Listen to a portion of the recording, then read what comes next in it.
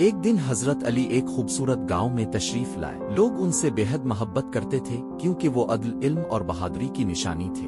حضرت علی نے گاؤں کے بچوں سے ملاقات کی۔ وہ محبت سے ان سے بات کرتے، سوال پوچھتے اور نصیحت کرتے۔ حضرت علی نے ایک بچے حمزہ سے پوچھا، بیٹے تمہارا سب سے اچھا دوست کون ہے؟ حمزہ نے کہا، میری سچائی مولا۔ حضرت علی مسکرائے اور فرمایا، سچائی ہی سب سے بڑا خزانہ ہے۔ اسی رات ایک چور گاؤں میں داخل ہوا۔ لوگ خوفزدہ ہو گئے۔ حضرت علی نے فرمایا، جو چور کو پکڑے گا اسے انعام دیا جائے گا۔ حمزہ نے اپنی ماں سے کہا، امی اگر میں چور کو پکڑ لوں تو ہمیں کھانا ملے گا۔ ماں نے پیار سے کہا، بیٹا اگر نیت سچی ہو تو اللہ ضرور مدد کرتا ہے۔ حمزہ نے رات کو پہرا دیا۔ اچانک اس نے دیکھا کہ ایک سایہ دیوار پھلانگ رہا ہے۔ وہ بولا، چوری حرام ہے، اللہ سے ڈرو۔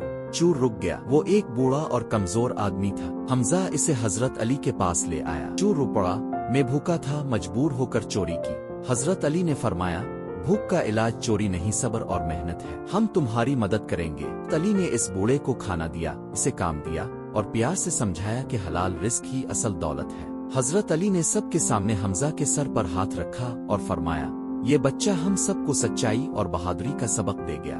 یاد رکھو بچوں، سچائی، بہادری اور نیک نیت ہی انسان کو کامیاب بناتی ہے۔ یہی اسلام کا پیغام ہے۔